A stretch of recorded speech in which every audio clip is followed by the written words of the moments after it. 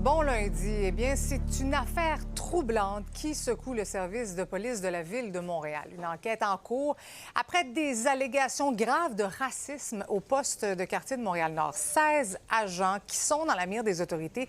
Certains ont déjà été suspendus, d'autres relocalisés. Le gouvernement a décidé de nommer un observateur indépendant pour surveiller, si on veut, le déroulement de l'enquête. C'est ce qu'on va voir avec Laurence.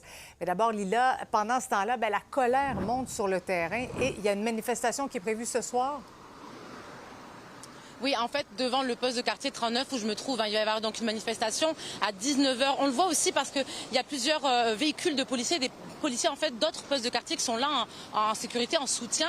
Il y a aussi beaucoup de médias qui sont accompagnés d'agents de sécurité. Donc oui, on sent qu'il y a une pression qui a augmenté, une pression qui monte. Et justement, parce qu'il y a une question essentielle, c'est la confiance des gens de cette communauté envers la police. Et justement, sur le terrain, ce matin, eh bien, cette confiance, on ne l'a pas vraiment sentie. On peut les écouter. Est-ce que tu as confiance en la police? À moitié. Non, parce que la dernière fois, j'étais dans un parc à Saint-Laurent. La police est juste venue comme ça, à fouiller nos sacs, tout ça. On a demandé la raison, ils ne voulaient pas nous répondre. Bien, il y en a qui sont corrects, puis il y en a qui ne sont pas corrects. Je n'ai pas dit tous, mais majorité. J'essaie de les éviter de base. La majorité du temps, toujours nos enfants, ils sont coupables, ils sont des criminels. Les enfants avec d'autres arabes et d'autres, je veux dire, noirs, sont toujours ciblés. Il y a autre chose sur le terrain, Marie-Christine. On a parlé à des personnes qui travaillent avec les jeunes et qui nous disent qu'ils sont témoins de ces violences-là. Ils voient des photos, ils détiennent des vidéos. Et justement, j'ai parlé avec un organisme. Il m'a décrit une des agressions. On va pouvoir l'écouter. Et juste après, notre travailleur de rue qui me donne le pouls sur cette situation finalement. Un policier se permet d'étrangler ce jeune, surtout un jeune mineur.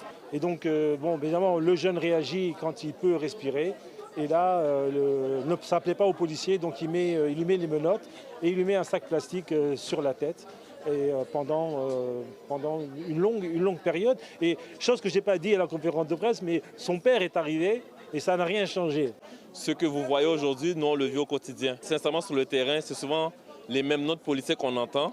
Quand les policiers interagissent à Montréal-Nord, ils viennent déjà avec une idée préconçue. Pourquoi rien n'a été fait? Là, tout le monde semble étonné, mais l'arrondissement est au courant, des organismes sont au courant, la police est au courant, la commandante est au courant, tout le monde est au courant. Oui, puis là, il faut dire que ça fait quand même longtemps que des experts réclament qu'on se penche sur les interpellations policières. Oui, j'ai discuté avec un criminologue tout à l'heure et en fait, ça fait longtemps qu'il demande, lui, un moratoire. Mais parce que, en fait, selon lui, ça fait tellement d'années qu'il y a des problèmes et que ce n'est pas réglé. On peut l'écouter. Depuis aussi longtemps qu'on se penche sur ces questions, on arrive toujours à la même conclusion qu'il y a des problèmes de discrimination raciale dans les pratiques policières. Alors on pourrait penser qu'on est dans un reliquat d'un vieux racisme avec peut-être des vieux policiers qui se sont organisés entre eux, etc. Or, en fait, ce qu'on avait là, c'était le futur de l'organisation. J'aimerais être positif et optimiste. Le problème, c'est que tous les wake-up calls qu'on a eus par le passé n'ont pas donné grand-chose. On va mieux former, on va mieux recruter. Je crois qu'il faut qu'on change les pratiques, il faut qu'on change l'organisation de manière plus drastique. Bon, et la Ville de Montréal qui demande cette fois-ci aussi une enquête indépendante. Il faut s'assurer qu'il y a une reddition de comptes qui va être indépendante, qui va être authentique, qui va être directe et transparente. Les citoyens ont le lien de confiance pour plusieurs citoyens ce matin qui sont en colère, bien, il est brisé. Bon, évidemment, cette idée d'enquête, elle fait son petit chemin, même au niveau des élus, donc on va pouvoir suivre ça. Oui, merci beaucoup, Lila.